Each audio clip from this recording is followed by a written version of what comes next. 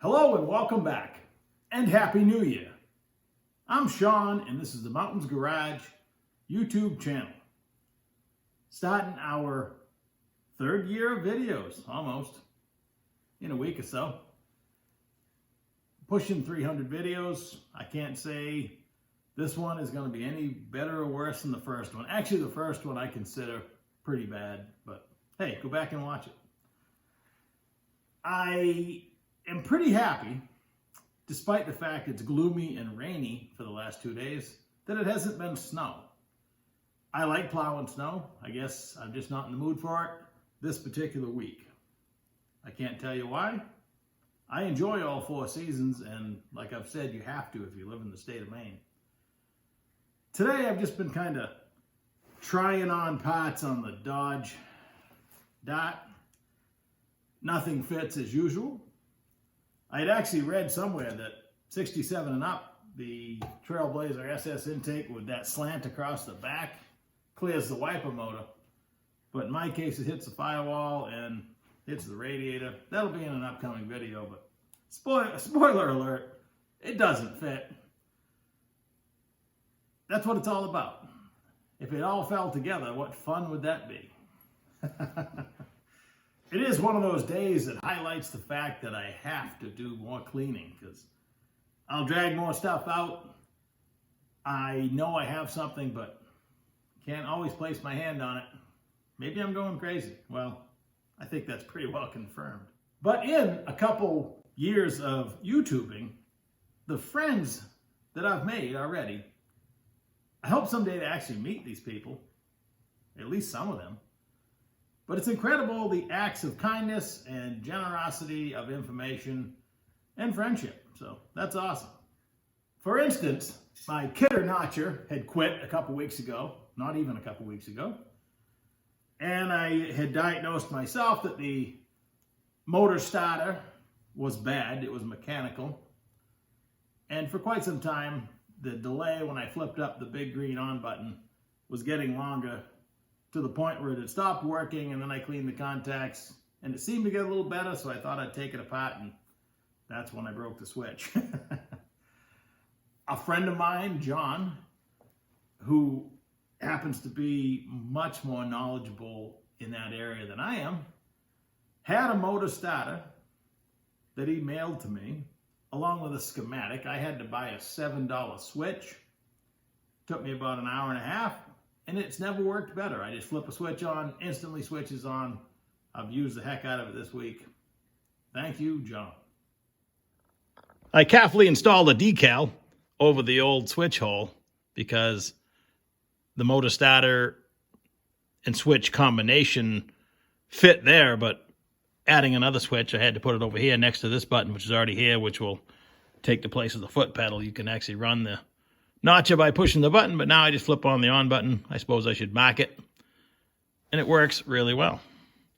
The motor starter itself is big. It sits over here. It looks just like the broken one, with the exception of the switch is not contained in it. So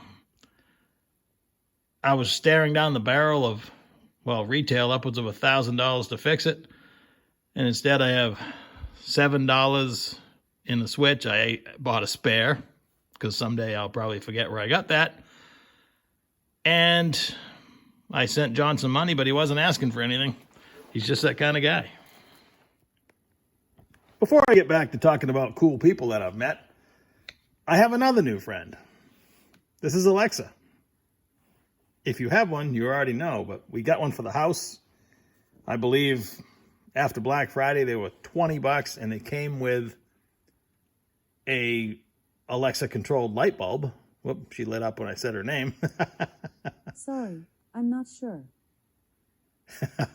What I like about it is I like to play the radio, but every time I'm filming, I have to go shut the radio off. Now I can just shout it out, and she handles it for me. So in between shooting, I can still, rock out to the tunes. And I can ask questions. I haven't been or even tried like torque specs and stuff like that, but if it's on the internet, she probably knows it. She's known as IA, or AI, Artificial Intelligence. I got a longtime friend of mine who lives local, Ken. I've mentioned him before. He was my front man when I was driving my race car. But he's always sending me links to closeouts and deals that he found. He sent me a link to this JW Alta Bell for a Turbo 400. Non-LS, you can see where they cut the knob off. We've already talked about that. I wish they'd just leave it on.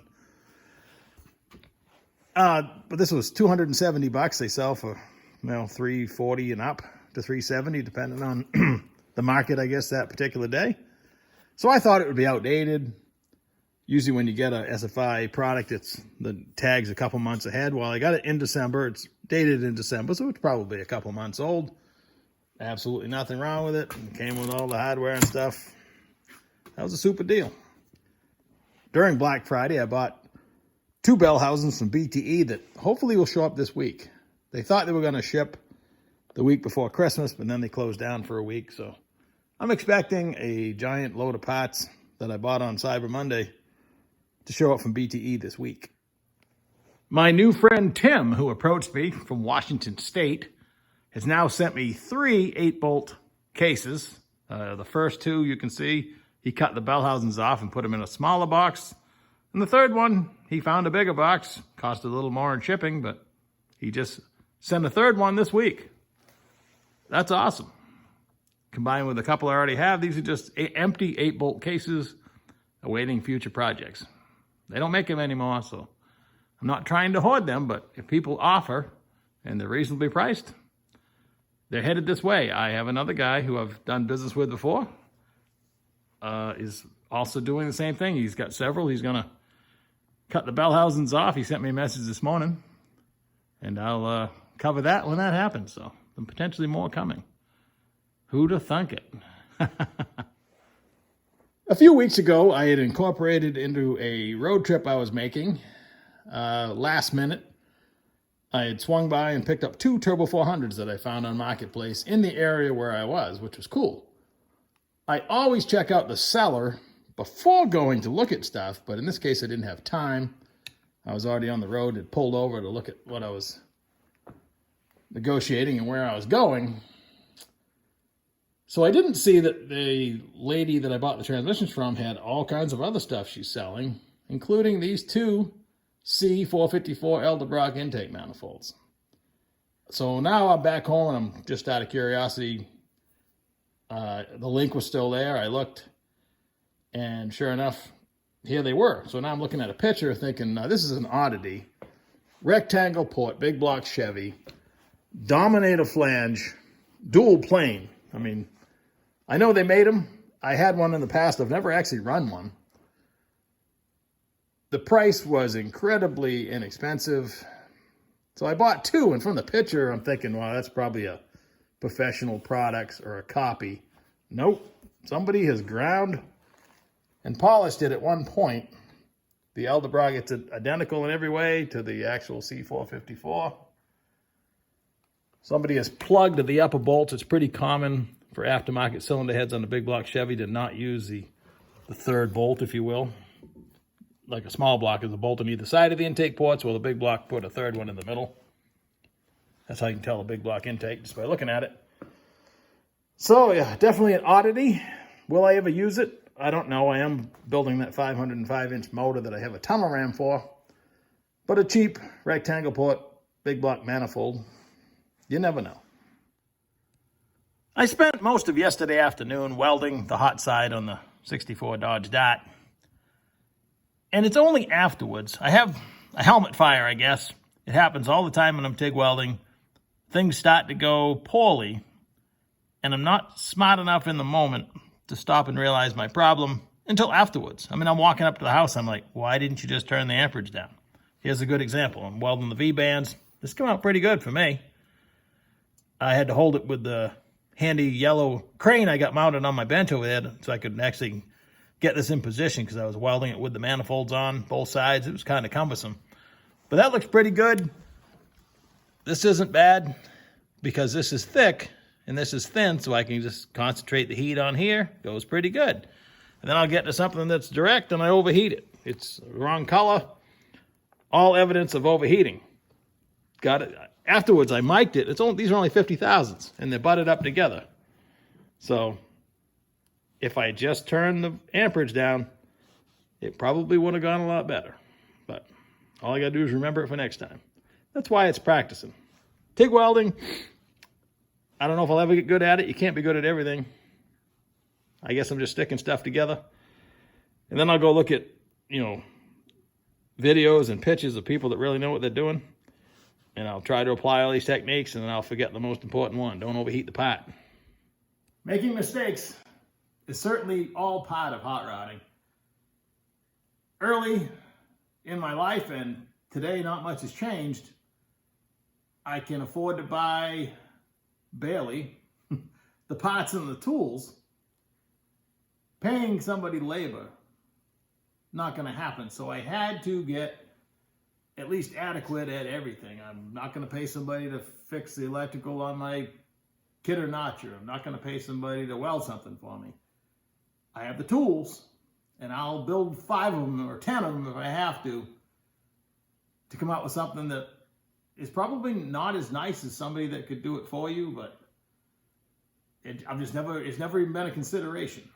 There's a few things I have to pay for, like cleaning my furnace. I could do it. I was a diesel mechanic. There's not much difference. However, just call the guy up and he comes with his truck and fixes it. I don't have to even fantasize about being in that position to, pay to have stuff done, so I have to fight through it myself. So I'm sure 98% of the people watching, if not more, are in the same boat. Nothing wrong with paying. I would gladly pay somebody to do a lot of jobs. Like I'd love to have a nice chrome moly roll cage in both of my cars. I'll be fighting through it. I will hate every minute of it. Probably won't even like the results of me doing it. Where a guy that knows what he's doing can go in there and weld on his head, and the welds look phenomenal. I was just looking at one the other day. Made me think, wow, I'm going to go home and kick my welder, but it's not my welder's fault. I'll be kicking myself. If you were to go inside and look at the front of my refrigerator, my wife has stuck a sign on there. It's meant for my now 10-year-old son, but I get just as much out of it. It shows a circle that says comfort zone, and then there's a bubble outside of that that says this is where the magic happens. So you got to get outside your comfort zone. You got to make mistakes.